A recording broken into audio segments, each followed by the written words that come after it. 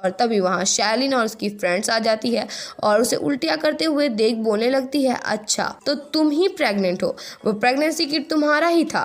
But Nora इससे साफ मना करती है और फिर हम नोरा को एक बॉटल खोलते हुए देखते हैं जो उससे खुल ही नहीं रही थी। तो केनान उसकी मदद करता है और उसे पूछता है, तुम मुझसे इतनी अच्छी क्यों हो जबकि मैं हमेशा परेशानी पैदा करता रहता हूँ। तो नोरा बोलती है, इसमें क्या है, मुझे क्या कोई कारण चाहिए होगा लोगों से अच्छे से रहने के लिए, और तुम कोई परेशानी पैदा नहीं करते हो। मुझे लगता है कि तुम अंदर से काफी टूटे हुए हो, इसलिए तुम्हारा बिहेवियर ऐसा हो गया है, तुम्हें बस मोटिवेशन की जरूरत है। तो केनान बोलता है, तुम क्या बनना चाहती हो। तो नोरा बोलती है कि एक डॉक्टर। तभी विधि वहाँ अपना तमाशा शुरू कर देती है और नोरा को एक प्रेगनेंसी किट देके बोलती है, प्रूव करो कि तुम प्रेग्नेंट नहीं हो। और वहाँ किकी और शैलिन आती है, जहाँ शैलिन केनान को वहाँ देख के अच्छा बनने का प्रिटेंड करने लगती है और विधि नोरा को उसके साथ बाथरूम चलने को बोलती है, बट केनान आकर उसे रोक लेता है और नोरा को बोलता है, तुम्हें इन्हें कुछ भी प्रूफ करने की जरूरत नहीं है। तभी वहाँ युदा आकर बेफालतू में केनान से फाइट करने लगता है और बोलता है, नोरा ये तुमसे कुछ और ही चाहता है, तुम इसे फ्रेंड मानती हो बट ये नहीं मानता। तो केनान बोलता है, तुम तो बिजी थे ना गेम खेलने में, तो जाओ खेलो, अपनी गर्लफ्रेंड को तो भूल ही गए थे।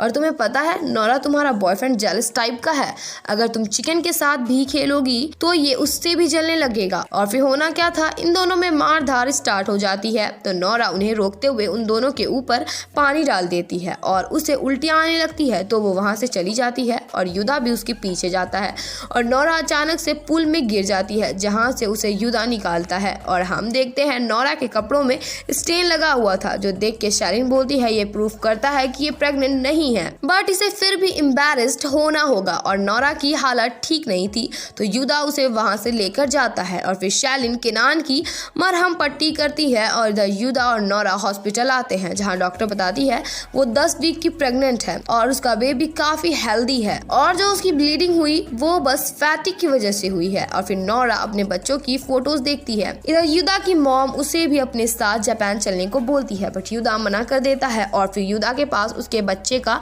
फोटो आता है जो कि नोरा ने उसे भेजा था। नोरा उसे कॉल करके अगेन अबॉर्शन करवाने से मना करती है, क्योंकि अब माँ तो माँ ही होती है, चाहे वो खुद ही बच्ची क्यों ना हो। युदा फिर से इसके लिए मना करता है, बिकॉज इस एज में वो लोग इसे कैसे फेस करेंगे। तभी वहाँ नोरा की मॉम आ जाती है और वो नोरा के मुंह से सुन लेती है कि वो प्रेग्नेंट है, जो सुन के उनके पैरों के तले जमीन खिसक जाती है और नोरा अपनी मॉम से माफी मांगने लगती है। और तभी उसके पापा वहाँ आ जाते हैं, जहाँ उसकी मॉम उसके फादर को बच्चे की फोटो दिखाती है। तो उसके फादर को लगता है उनकी वाइफ प्रेग्नेंट है, बट उसकी वाइफ उन्हें सब सच बता देती है कि ये बच्चा उनका नहीं बल्कि नोरा का है, जो देख के उसके फादर शॉक्ड रह जाते हैं और नोरा उनसे भी माफी मांगने लगती है। और नोरा के फादर उसे युदा को कॉल करने को बोलते हैं और वो करती भी है, बट युदा कॉल नहीं उठाता। तो उसके फादर गुस्से से युदा के घर चले जाते हैं और जोर जोर से उसके घर के बाहर चिल्लाने लगते हैं, बट युदा के अंदर इतनी हिम्मत नहीं थी कि वो नोरा के फादर से फेस टू फेस बात करे। वो छिप के उनको देखता है, बट नोरा के फादर अंदर आ जाते हैं, जिसकी वजह से युदा को बाहर आना ही पड़ता है। युदा बताता है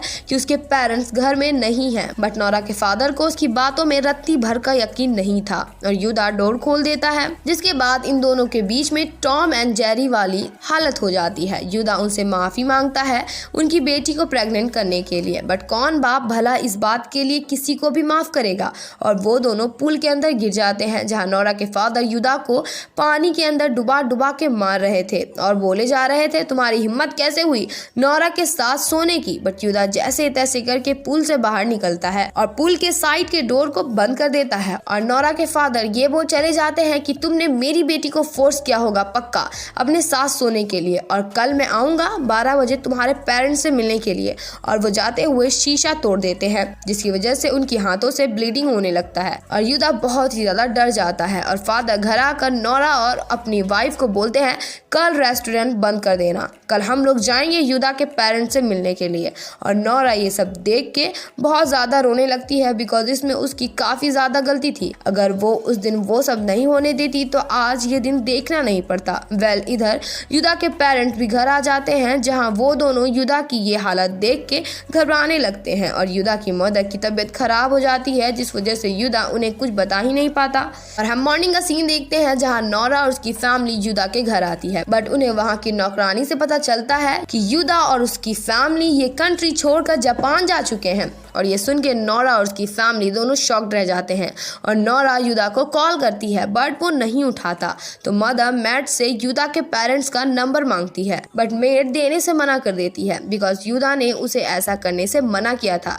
बट वो ये बात बता देती है कि उनकी फ्लाइट 2 बजे आएगी। जो सुन के वो लोग एयरपोर्ट पहुंचते हैं और युदा को वो सब मिलकर ढूंढने लगते हैं और नोरा एक गार्ड से फ्लर्ट करके अंदर जाने की रिक्वेस्ट करने लगती है बट वो गार्ड मना कर देता है बिकॉज ऑफ रूल्स। नोरा के पेरेंट्स भी उसे रिक्वेस्ट करते हैं बट वो गार्ड नहीं मानता और हम युदा को एरोप्लेन के अंदर देखते हैं और इधर नोरा युदा को अभी भी कॉल कर रही थी बट उसका कॉल लग ही नहीं रहा था। जो देख वो रोने लगती है और मन में बोलती है तुमने अपना वादा तोड़ दिया और तुमने अपना वादा तभी तोड़ा जब मैं तुम्हारे बच्चे की माँ बनने वाली हूँ। ऐसा तुमने क्यों किया युदा, मुझे तुम्हारी जरूरत है। और इधर युदा नोरा का मैसेज पढ़ रहा था जिसमें लिखा हुआ था युदा तुमने मुझसे एक बार प्रॉमिस किया था कि तुम मुझे कभी छोड़कर नहीं जाओगे और मैंने तुम पर यकीन कर लिया।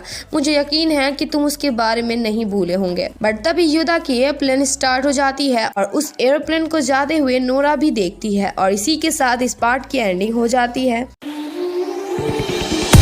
There was a time when you had me fall into the